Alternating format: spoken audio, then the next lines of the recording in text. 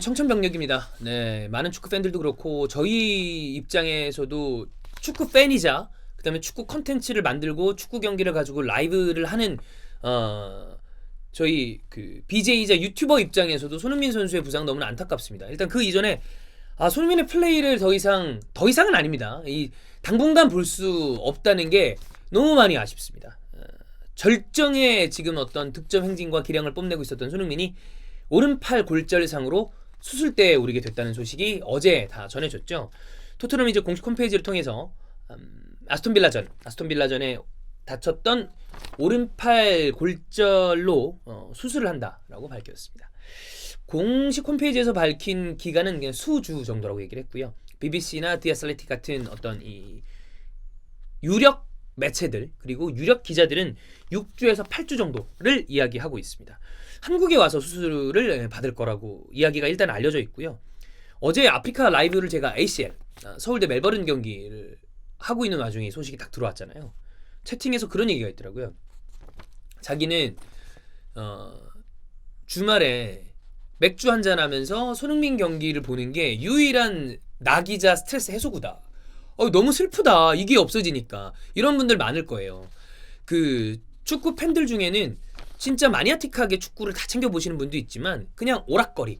주말에 저녁에 맥주 한 캔 하면서 아니면 뭐 맛있는 거 먹으면서 축구 하나 보는 거. 그 중에서도 한국 선수인데 해외에 나가서 최고의 리그에서 같이 뛰는 모습을 보는 게 그냥 유일한 재밌거리. 가볍게 보시는 분들도 오히려 훨씬 많죠. 그런 분들 입장에서는 손흥민이 나의 어떤 그 스트레스 해소구이자 나에게 즐거움을 주는 정말 고마운 존재인데 손흥민의 부상은 이런 면에서 너무나 안타까울 수밖에 없죠. 자, 부상을 당하던 상황을 먼저 체크를 해보겠습니다. 이 부위는 2017년 이 월드컵 최종 예선 카타르전에서 당했었던 이 부상과 같은 부위인 것 같습니다. 이미 골절상을 입은 바가 있었죠. 이번 부상은 토트넘이 명백하게 어느 지점에서 부상을 당했다라고 이야기하지는 않았는데 우리가 다 알 수 있죠. 아스톤빌라전에 54초 1분이 안 되는 상황에서 수비수로 나왔던 에즈리 콘사랑 경합 과정에서 손흥민이 한 바퀴를 붕 공중에서 두르면서 이렇게 착지하는데 화면을 다시 보면 오른쪽 요 팔꿈치 같은 데로 착지하는데 이게 불안해 보여요. 착지 동작이. 약간 그런 느낌이 들어. 그리고 좀 그때 당시에 그렇게 돌고 나서 굉장히 많이 고통스러워했죠. 물론 뭐 불행 중 다행입니다. 여기 스프린트를 많이 하는 선수 입장에서는 팔 부상도 굉장히 큰 거지만 그래도 뭐 발목, 발, 무릎, 근육 막 인대 이런데 보다는 그나마 조금은 다행인 부분이니까 그래도 너무나 고통스러워하니까 그랬는데 사실 오히려 팬들이 그런 얘기를 많이 했어요. 중계를 막 이렇게 하고 있는데 많은 팬들이 채팅창에서 이야기하시기를 야, 이 팔 불편해 보인다. 오른쪽 팔을 좀 못 흔드는 것 같다. 그러다 보니까 스프린트의 속도가 좀 덜 나는 것 같다. 라는 얘기를 해서 그런가? 나도 그러고 보니까 그런 것 같고 이런 생각을 하고 있었는데 뭐 더군다나 하프타임에 락커로 들어가는데 막 이렇게 좀 찡그리면서 들어가니까 진짜 안 좋은가 보다 라고 생각을 했다가 그걸 좀 잊고 있었던 이유가 당장 골도 넣었고 그 이후에 두 번째 득점을 생각을 해보면 굉장히 스프린트를 길게 해서 또 득점을 했잖아요. 그리고 끝난 다음에 본인이 팔 괜찮냐, 팔 통증 부상에 대한 이야기를 하니까 괜찮다 라고 얘기를 해서 안도를 하고 있었는데 이게 날벼락 같은 수술 소식이 들어온 거죠. 아스톤빌라 현지 팬들도 그런 얘기를 했다고 그래요. 팔이 이상해? 쟤 왜 저렇게 뛰어? 라는 분위기에서 부상 소식을 듣고 난 다음에 야, 팔이 무슨 골절을 당했는데 저렇게 골을 넣은 거야?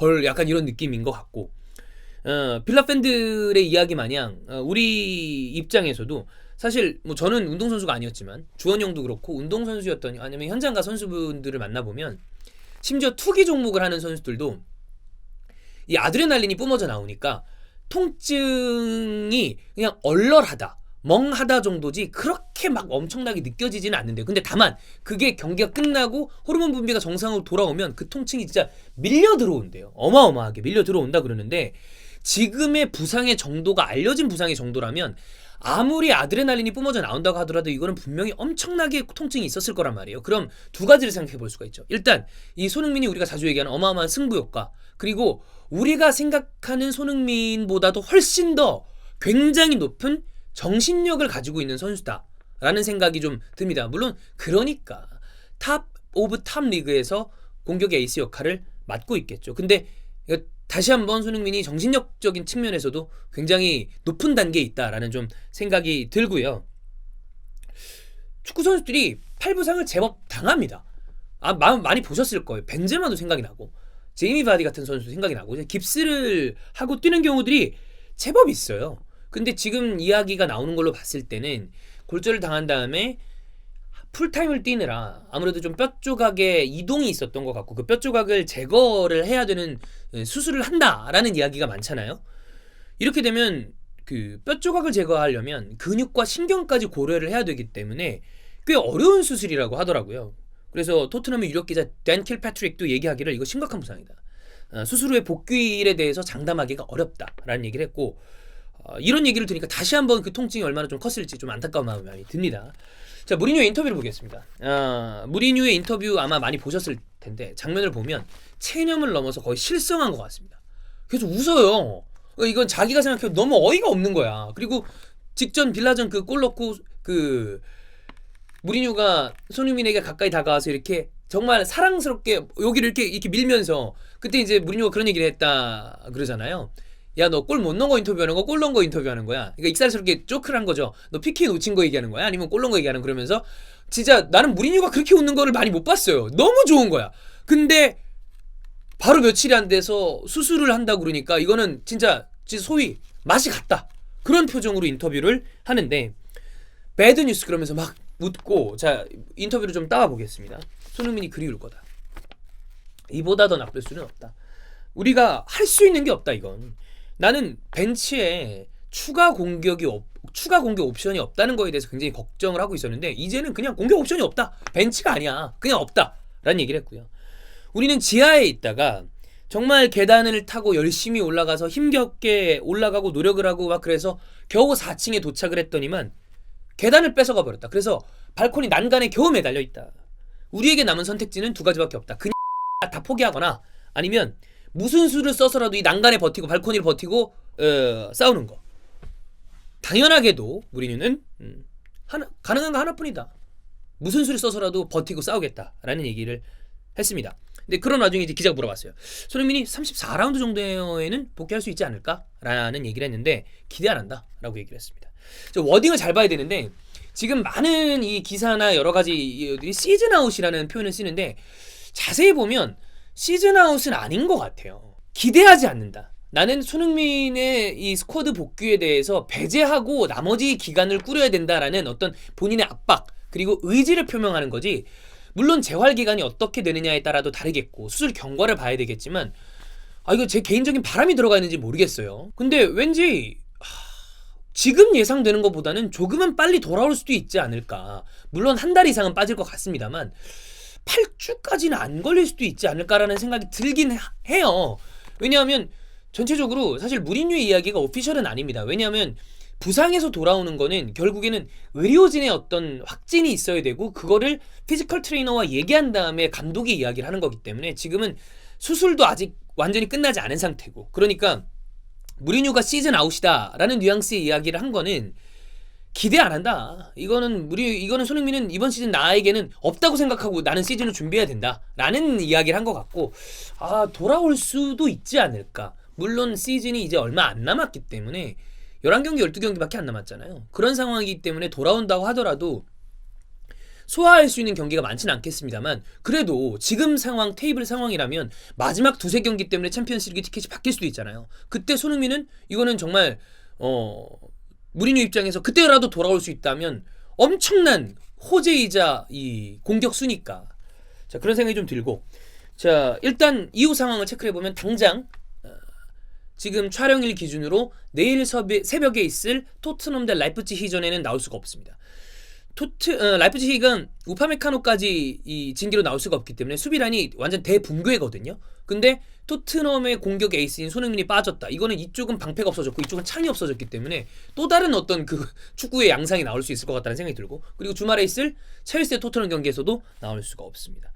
해리케인이라는 공격수가 없는 상황에 손흥민 믿고 가고 있었는데 손흥민도 없다? 야 이거는 최근에 손흥민이 없는 토트넘은 공격진에 그냥 앙금을 다 빼버린 거 아니에요. 그냥 팥빵인데 팥이 없는 그냥 빵이야. 이런 상황이고 자 여기에 대해서 SAS 콤비. SAS라고 그러면 이제 많은 분들이 뭐 수아레즈, 스터리지 이를 떠올리는 분들도 있겠습니다만 지난번에도 얘기드렸던 것처럼 원조 SAS가 아마 영국 특공대 그런 걸 거예요. 그러니까 그만큼 강력한 공격을 가지고 있다라는 뜻에서 블랙번에 있었던 앨런 시어러 앤 크리스 서튼, 그래서 SAS 콤비를 거기에서 많이 썼었거든요. 그 멤버였던 서튼이 나 팔에 깁스하고 뛴 적이 있다.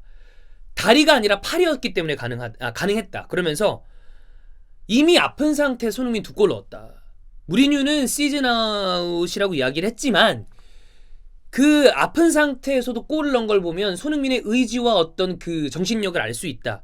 손흥민을 막을 수 없을 것이다. 손흥민 뛰고 싶을 거다. 그러면서 나는 꼭 손흥민이 시즌 끝나기 전에 돌아와서 뛰는 걸 보고 싶다. 그러니까 서튼도 같은 공격수 어떤 축구계 선배로서 돌아왔으면 좋겠다라는 그 강력한 의지와 쾌차를 기원하는 마음을 이런 인터뷰로 표현을 한 것 같습니다. 저도 아까도 얘기했지만 시즌 아웃이 아니고 마지막이라도 좀 돌아올 수 있었으면 좋겠다는 생각이 많이 들고요.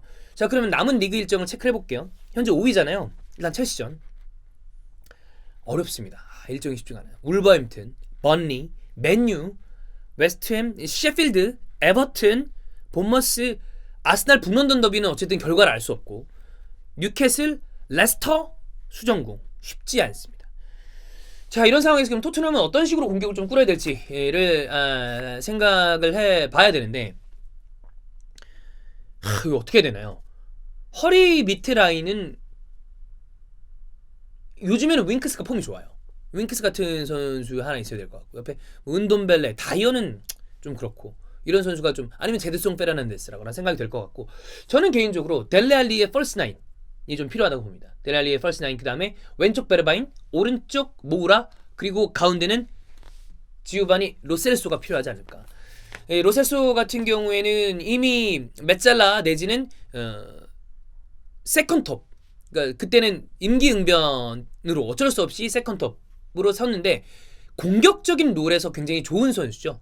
근데 최근에 보여주는 모습을 봤을 때 중원 싸움에서의 어떤 힘도 같이 보태줄 수 있을 것이고 중원의 싸움이라기보다는 어떤 이 점유율이나 공이 돌아가는 부분 그리고 공을 가지고 운반할 수 있는 드리블링도 가지고 있고 아까도 얘기 드렸지만 베티스에서 잘했을 때 모습은 직접적인 공격 지원이었단 말이에요. 그러니까 이 넘버 10 자리에서 그쪽 자리에서 중원까지 같이 아우를 수 있는 로셀수를 중심으로 해서 베르바이는 최근에 보면 이거 좋단 말이야. 이거 골은 못 넣었지만 지난 경기에서도 모습이 괜찮았잖아요. 베르바인 그리고 루카스 모라 델랄리 이 4명으로 앞쪽을 꾸리고 뒤에 해리 윙크스나 어떤 제드송 페르난데스나 은돈벨레로 중원을 꾸려서 수비적으로 최대한 탄탄하게 힘을 발휘하면서 무리뉴식으로 버티고 한두 골로 경기를 좀 마무리하는 이런 스타일로 손흥민이 오고 해리케인이 올 때까지 그리고 시소코가 보기 뭐 빠르면 제 바람은 4월에 모두 다 돌아올 수도 있지 않을까라는 생각이 드는데 그때까지는 좀 버텨준다면 무리뉴와 토트넘 입장에서는 챔피언스리그 티켓이라는 이번 시즌